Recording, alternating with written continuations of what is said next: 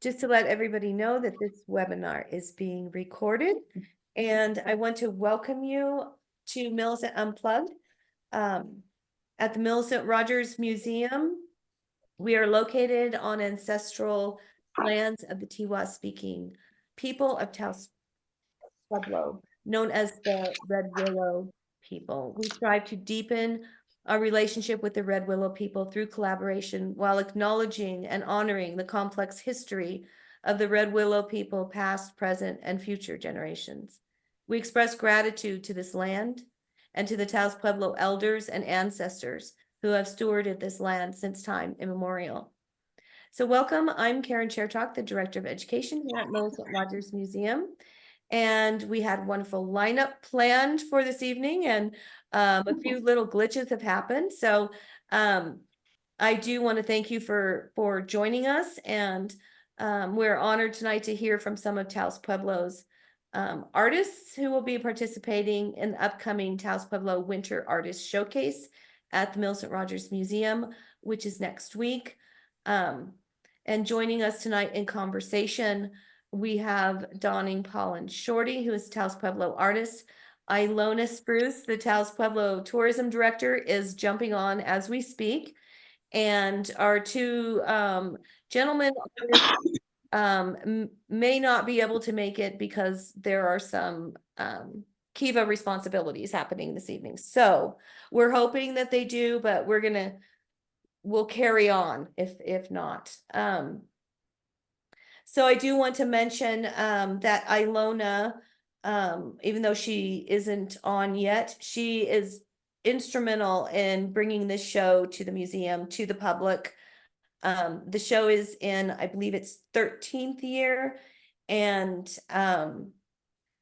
is an opportunity for not only collaboration, but for a time when the public can meet the artist, talk to the artist. And it's very unusual to have an artist market that is specific to one Pueblo. And so we're honored to have that happening.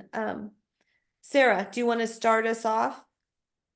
Well, I certainly do, because to me, as Anglo artist and author, the identity of the individual as an artist is something that was uppermost in my family. And so while I don't believe we have any indigenous blood in our group, it was a similar thing that everybody, even if they had a different profession, they had their art.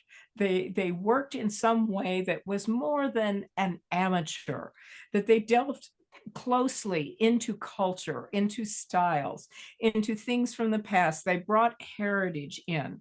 And so it's as important to me as I can see all of my Native American friends. They say, well, it's second nature. Of course it is. Of course it is. And our good friend Wayne Bau, who has been on this program, he always said, well, Native Americans were always very careful and very, they were interested in a lot of things, and they knew what was practical. And so many of them have a profession. He himself was a cabinet maker, and yet the arts are just uppermost in his mind every minute. Of course, now retired, and it's what he falls back on. And so we all hear about older people saying, oh, well, I don't really have anything to do, and they fall into isolation. Arts creates not only economy, but that inclusivity, but that cohesiveness, the family, and of course, the cultural family that we all belong to. And so I think that, Pollen, that's something that you are just, you are so into this with your teaching. You live it 24/7. So I am very eager to hear what you have to say, and tell us how you've put everything together in your life. Well, when you were talking earlier, there were some things that were like little thinking points for me, was relating to, was how people in my family have professions, but they always do, there's always some kind of artistic aspect in their life. And I think it's just a really important thing for people to have to ground themselves in spiritually, especially when you're coming from that kind of environment and that culture. So my sister, who she's a year younger than me, we grew up together at Taos Pueblo, and then my brother was born when I was 12 years old, and my sister was 11. She grew up and she became a, she works with, does social work. And she lives in Albuquerque. But so people like always ask her, what do you do as an artist? And it must be, you know, just tiring to hear that when your uncle is John Suazo and your mother is Bernadette Trax and your, you know, your father is Robert Shorty, and you have this legacy of art. My grandfather, my dad's dad, is a master jeweler. What do you do? What do you do? What's your art? And so I think it gets tiring because it's not like visual, or you know, but you know, she's not having art shows, but she's a dancer, and people don't know that about her, but she likes to dance, and she's always been a dancer.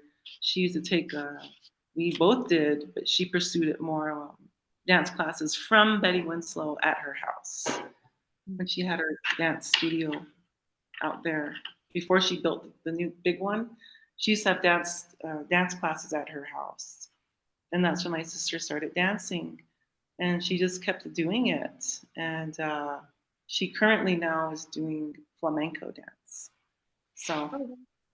So it's important, you know, for her, as I was coming back to what I was trying to say, is that, you know, you can have your professional career, you know, but to have art in there somewhere, it's really important.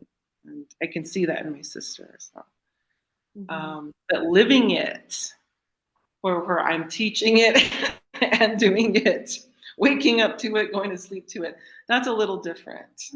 And we kind of are opposite in that aspect. But to me, it's innate. That's all I know. And I've tried to take other avenues, but it always comes back to art. And like in college, when I was taking like archaeology classes, I thought I was going to become an archaeologist. I loved cultural anthropology and biological anthropology and the sciences. I was studying photography and being in the lab and coming home to the Pueblo and taking pictures because I was from there, and then going back and developing the photographs. And it was neat. I liked that chemical. It was so different from pottery, because the pottery, you get in the dirt and you know, you got to become one with the earth. And you can't, like, it's about oneness like that. But then the lab is different, where you're like, any little lint on your photography on your lens could ruin the shot. So that was very a controlled environment like that. And I like those opposite dichotomy. But for it to become, I don't know, like a profession, I wanted to do that archaeology stuff. I went to taking pictures of the Pueblo for those kind of classes, for documentation, and it brought me back to the art part. So I couldn't get away from it. I'm supposed to be an artist, and I like teaching, and I think being a teacher is innate for me too. I used to be a tour guide at one time at the Pueblo. I lived at the Pueblo. We grew up on the north side, so my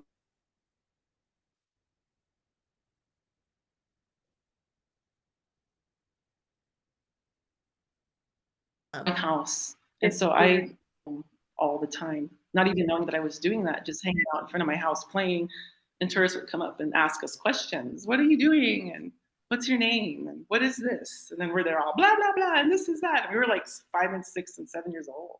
I was teaching. I didn't know, but I was teaching and I was sharing. So that never stopped. So. I'm going to shift gears a little bit, Pollen, because the internet connection was a little bit sketchy. So I want to say hello to Ilona, and bring you into the conversation. Glad you're here, Ilona. We sort of spoke to the audience and let them know that it looked like it would just be the ladies tonight. And so if you want to introduce yourself a little bit and maybe talk about the connection with the collaboration between the Pueblo Tourism and the museum for the upcoming show. Okay. Good evening, everyone. Thank you for having me. I'm Ilona Spruce, and I am the tourism director for the Pueblo. Truly, the relationship with the Millicent Rogers Museum came to fruition. I mean, it's always been there, but we really came and collaborated in around 2011 to see how the museum could work and support the community, because a huge portion of the collection that the museum holds is from the Pueblo.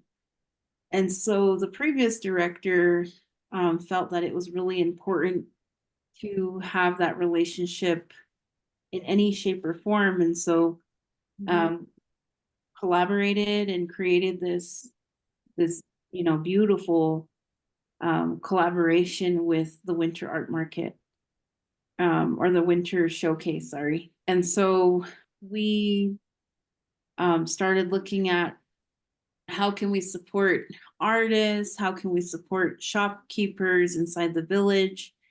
And the hardest time of the year is right now, which is right after the holidays for anyone. And then we go into an 8-week closure where we close our doors to the public during that time. And so it just kind of simultaneously came together that we would do something during this time, whether it would be the shop supporting more Pueblo artists or whatnot, but we developed this showcase based off of those intentions. And so the first round, I know Pollen, you were involved in the first round of the show as well. And we really just kind of went around and asked people if they wanted to do it. And everyone was really glad and gracious to be part of it. And so and then we had a lot of our community members in the art world who, already took those stepping stones and are pretty well known in the art world, who wanted to participate too. And they really wanted to be a part of it. And so I was really ecstatic about that. And we were able to have this platform where it kind of morphed into this platform where up and coming artists and artists who are already established, like Pollen, could come together. And it really gave the up and coming artists this viewpoint of doing shows, of having collectors, of having people wanting to have your art continuously, and even continuously learning and how to promote themselves. And that was all by seeing other artists do so in this space of Millicent Rogers Museum. And so it really grew without us realizing that it was going to grow as great as it did. And I'm really happy with how it grew, and I'm glad we were able to bring it back even after COVID. During COVID, we tried to do an online show. We tried to do like a native fall show, because in 2020 we had already planned everything. We had bought food, everything was ready to go. And it was that Friday that the president of the country made a statement that he was going to start shutting down like public spaces. And it was the very day that the show was supposed to start. So everyone, I had my staff volunteers who were very much a younger group of individuals who come in to volunteer, and they all expressed their concern that they didn't want to get sick, or if we came all together in this space and take something home to their grandparents, their parents. Right. And so I really took all of that into such consideration. And by that afternoon, we had canceled the show. Yeah. And so we, I think Millicent Rogers hung on to all the paper products for about 2 years. And I think we used them the next time that we were Yeah. able to have the show.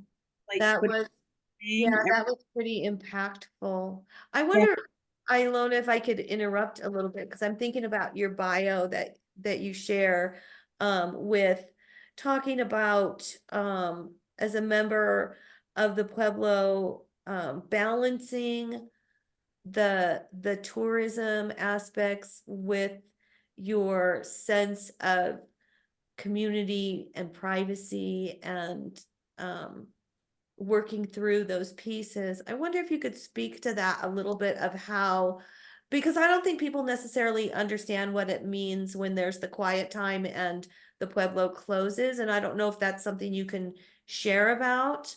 And then balancing that with, like you said, younger artists learning to understand what that feels like to have somebody want to collect your work, because that's a big dichotomy right there, actually.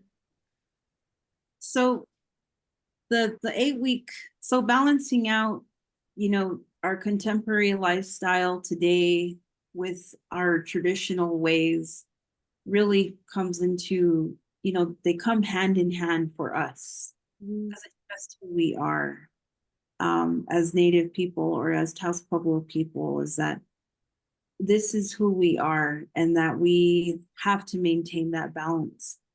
And at different times it can be a struggle. You have to choose at different times. But I think we all know and we understand which comes first. And in each situation that we have at hand.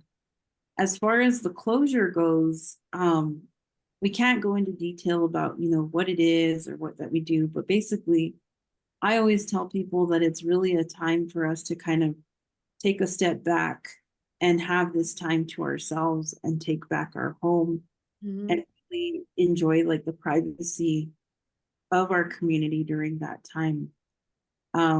Because it is a time of families being together, families supporting each other, women supporting each other. And it's just a real time to remember that the Pueblo has survived and lived through so many obstacles that we're still here today.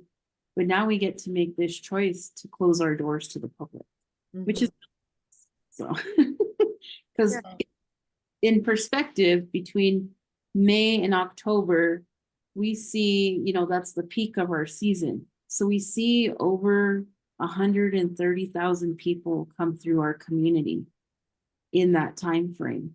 And so for us to be able to say, no, we're closed is really nice to be able to take that deep breath and have a minute. And even though I say it that way, like we're still working really hard on this end, but it's in a different way, and it's for what we believe in and for what we have here and why the Pueblo is so special. Have that time, and I really say that with any one of the other because of having that collaboration with UNESCO, we get to hear some of the other issues that the other sites deal with. And I think they all wish that they had a period of time that they could shut their doors to kind of regenerate themselves. And so I beg your pardon. Sorry, I wasn't sure whether you were done, Ilona, because you just made me laugh, because that's what every artist demands. They said, go away, go away. I've got spirit to come into me, allow my fingers to do something new. And not that we don't love the public. We love the people that come and ask questions and look and who are concerned for us. And yet, I gotta have my time. Yeah, and I think everybody needs that. I think we all really saw that during COVID. But I think, like for the most part, that's really where this closure comes from. And then going into what you were talking about, Karen, with having this having this show and having this experience and seeing how our newer artists gravitate to seeing, you know, through this platform, if they would really want to pursue that limelight or even that stage of their artistry where people are, you know, wanting to collect their work and actually there's a demand for their work, is definitely different than just, oh, I'm going to make this today and see if it sells. Right. When you someone saying, you know, I want more, I want more. And I really think that that's a turning point for any artist where you find it's kind of like a two-way street. You find validation, but you also find pressure Yeah. to produce. And I don't know if Pollen, if you feel that way at times, but I think but I really think that having an array of artists that we bring into this space really gives every perspective of how our community is so diverse in the artist world. Yeah. Want everyone, and that everyone is on all sorts of different levels. And so for a new artist to see that you can like make those decisions with how you want to present your art to the world is really beautiful. That's really a good point. I hadn't, you expressed it very, very well in the idea of this particular show offering kind of a, um, in a sense, kind of a cradle of that, for some of the up and coming artists or the younger artists, because it's completely Taos Pueblo Artists.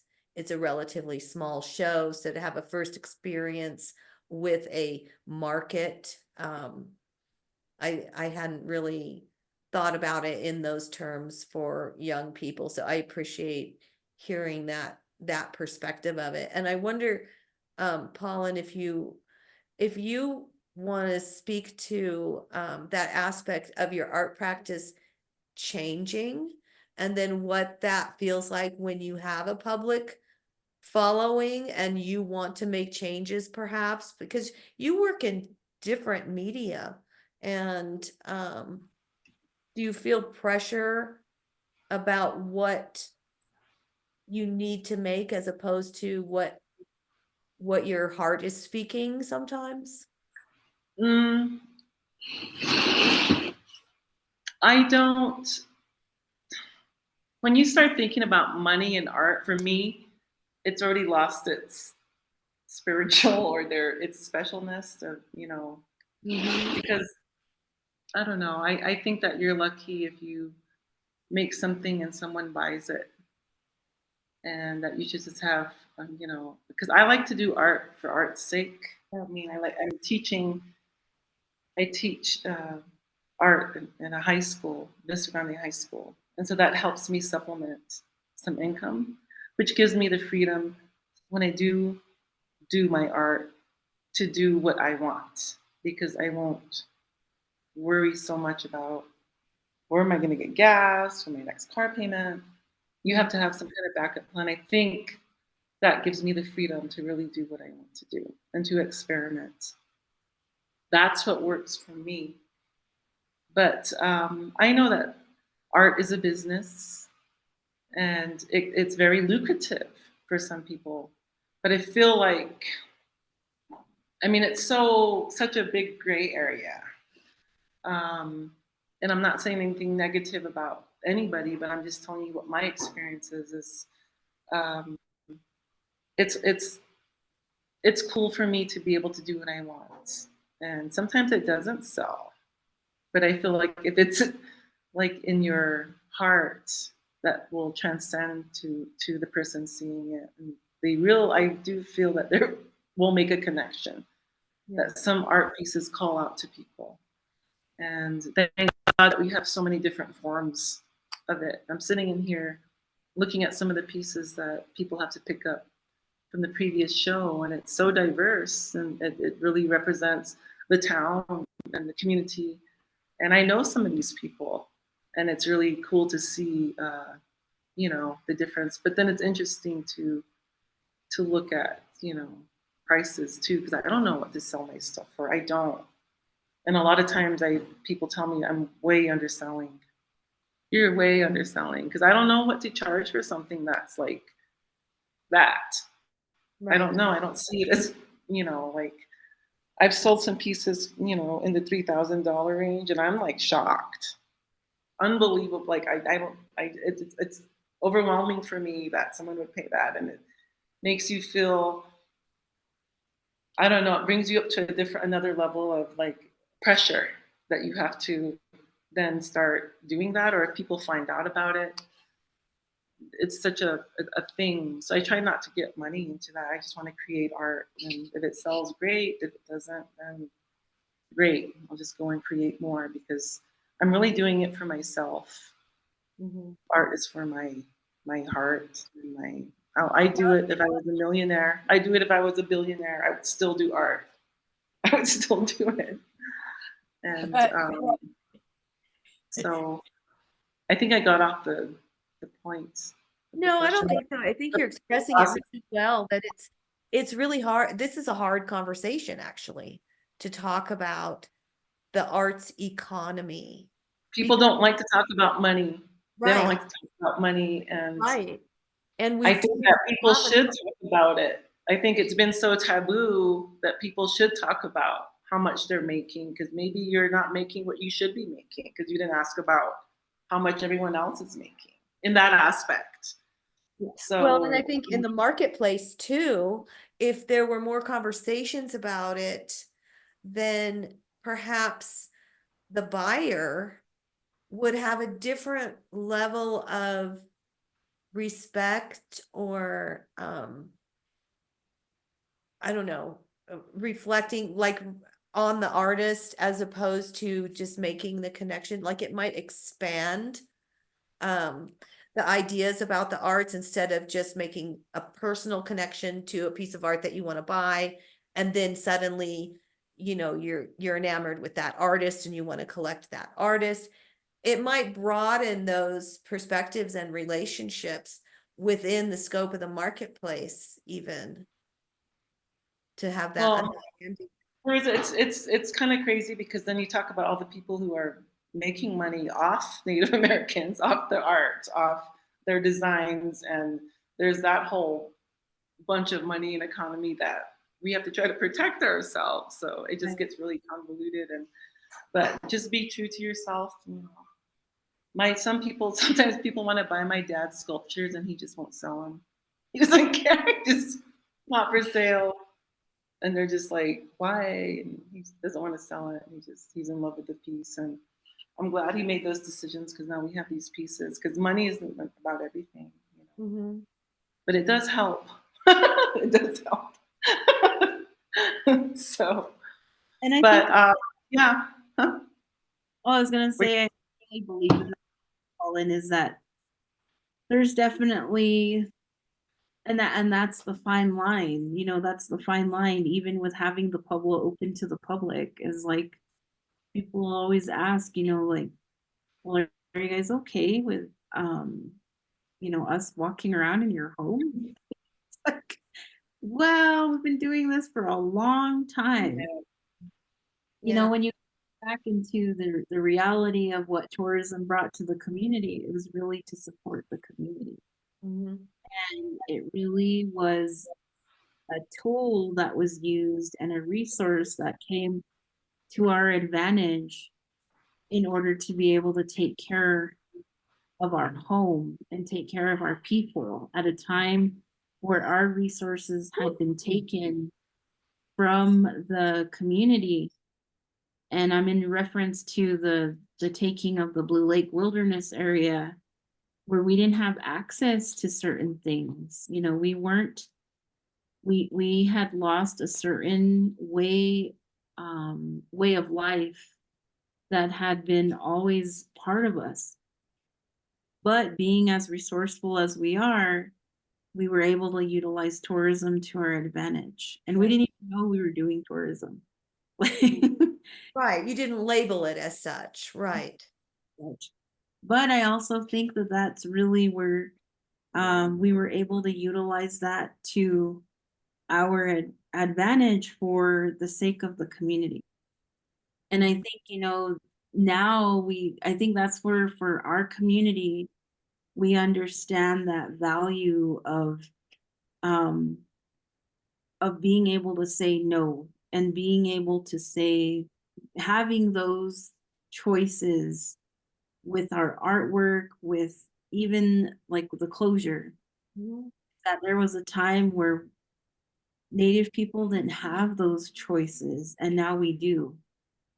And, for a long time, Native communities were very much exploited. And now, through and through, the actual physical spaces that we're in can be protected now. Yeah. And now we're even, like what Pollen was talking about with our artwork, we're getting even better with protecting our artwork and protecting our like our longevity and like traditional arts that come through the communities. And we see it a lot. We're still breaking barriers and stereotyping and that kind of stuff. Like, we still get questions about, like, why don't you guys have teepees? Gosh. You guys would be here in like your costume. And I'm like, it's regalia. And second of all, so definitely, we're definitely in a time, and that's where I feel like these kinds of partnerships with Millicent Rogers are so important. Is that it's a platform for us to utilize where the outside community, if they don't want to come into the Pueblo, then they can still come in contact and come see the arts. And the arts are really a representation of our world around us. So I feel like art is very much a strong statement that comes out of our community, and you can see it. And so Yeah. I really believe that Well, gives us a I was gonna say it's a language that we use to communicate with each other. It's how we show we love, or it's in designs and in like the wedding vases or weavings, and it's communication. It's how we recorded our history. We didn't write books, but the history is in these pottery designs, and so art is so important to cultural longevity. If we didn't have our art, I don't know what we would have or what the world would have, because they look to us to get inspired. Their art, they look at old pictures of us, and they look at our pictoglyphs, and they look, all that comes from us or indigenous people. That they're the ones who inspire, and they don't know that what they're copying, and could be our old family maps, or stuff like that are sewn into ribbon dresses and ribbon. That's all specific. That's not just there for aesthetic. Oh, green and purple and on this line here. Those are like actual maps and lakes, and those triangles are mountains. So when you look at a piece of art, you're looking at a lot of history and stories. And so it's important for artists here at the Pueblo to continue that tradition and keep it going. And that's why I teach art. And I want to do the best I can to teach the youth the significance of artists and of our community that have made an impact. A lot of artists don't ever get recognition, ever.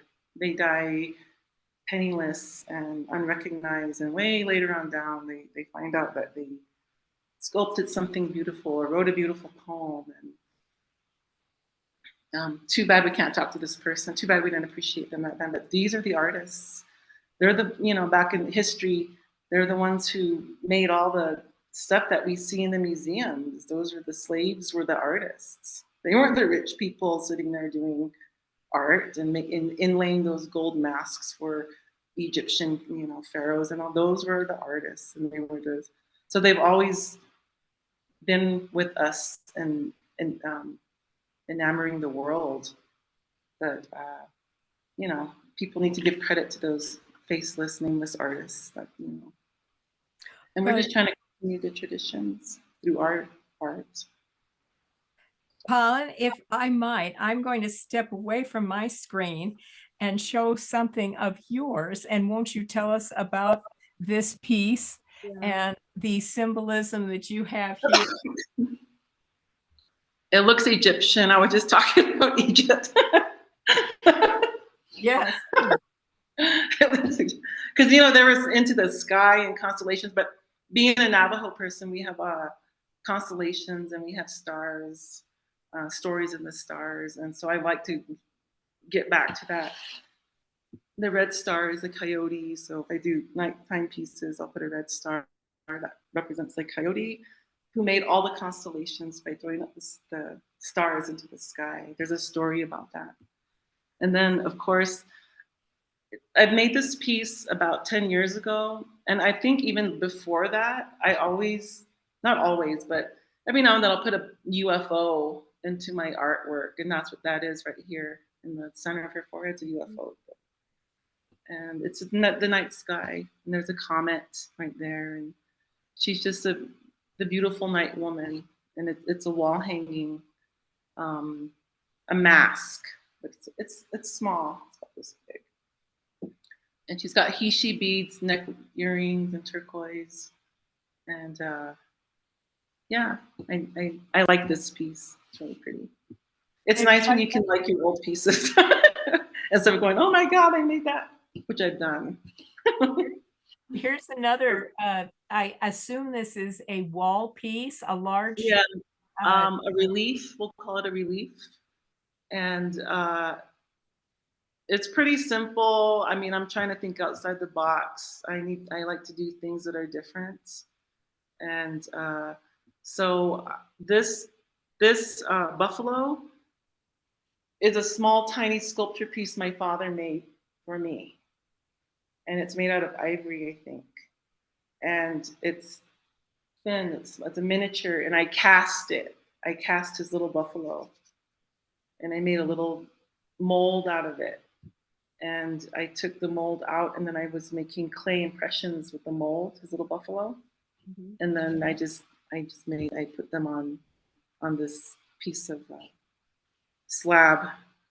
And there's a night scene going on, and it's just like a herd of buffaloes running with a little dust behind its feet. So I guess it's kind of a collaboration. And those are two big turquoise stones. But yeah, it's an old piece. And then I want to show this beautiful, charming picture of you as is. Look, I said I'm still wearing scarves. It is so sweet. I couldn't resist letting people see. I did that picture for the museum for a show here. They're like, we need a picture of you. So I had it's at the Pueblo. It's at the Pueblo at the north side of the Pueblo, and it was one of those. And I took a picture with the computer, so it's reversed. So that's Taos Pueblo, but it's kind of a reversed. And you can see someone walking across the plaza. So there I am. I have white hair now. I'm colored. That was when I didn't have white hair. That was my fun to show you, and it's just thank you. Absolutely charming. Karen, do you have some wrap up for us? We're about to the end of our program. I think we're gonna finish just a little bit early since the gentlemen weren't able to come and share, and I don't want to share their photos or talk about them without them here. So I do want to say thank you to Pollen and Ilona for coming and having this conversation. And also Sarah was very excited today and wanted to share information that has to do with an artist who's going to have a solo show. This is a little bit off topic, but it's such a big a first for an Indigenous artist that she wanted to discuss it. So I think if we want to segue into that a little bit, Sarah, and you can talk about that. I sure do. Again, I'm going to move off and show you images of a very fine gentleman. That is Jeffrey Gibson. He is born in Colorado, now lives in New York City. He is Mississippi, Choctaw, and Cherokee in his heritage. And now you were just talking, Pollen, about how the triangles and the beads and the ribbons all have a meaning. Well, this is him. And what is so extraordinary is he has been chosen through Site Santa Fe and the Portland Museum of Art, and of course the federal government, to be the solo U.S. representative at the U.S. Pavilion at the Biennale in Venice, Italy, which will start well, the end of spring, and of course goes through the first part of October. And I am just hot for going. This is the first time, in my opinion, that recently the US has had work of substance. He works in glass, he works in fabric, he works in beads, he works in collage. Look at this, the garments. I mean, what an installation that is. I believe that was at the Portland Museum. So I ask forgiveness for just grabbing a couple of images off the internet to show you what this is about. Here's some of his beadwork. And so these are small bird pieces, and they're completely done in that traditional craft that, of course, is very prevalent in his personal heritage. One of the most interesting things that he has are his, would you believe, punching bags, Everlast punching bags. And so they are all bead, and then the bottom is either fiber or acrylic or like ribbons. And what about the duality of so many indigenous peoples, as Ilona, you have mentioned, have just been either discarded or disavowed or truly trampled upon. And so the symbolism of the punching bag is extraordinary. I mean, I want one. I don't know what I could do with it, but they are absolutely gorgeous. So anyway, I am absolutely stoked that Mr. Gibson is going to be part of this extraordinary every 2 years exhibition in Venice.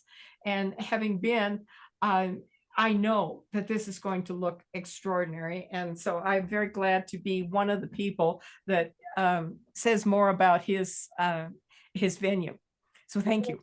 Yeah, thanks, Sarah. I think it's just really an important accomplishment because, like, I think that show started in the 30s, and there has never been Indigenous representation as a solo artist representing the country. So I think it's yet another step. You know, we often talk about everything that's wrong, but there are these glimpses of people are trying to do the right thing, and we're trying to make progress and having conversations. And I think kindness goes a long way. And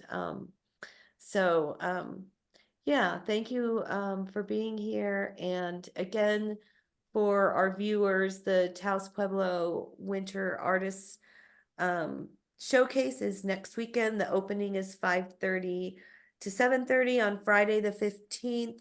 It's free to the public, and the whole weekend is free. And then the 16th and 17th, and there will be some entertainment. Do we want to talk about that, Ilona, or do we not have totally set up?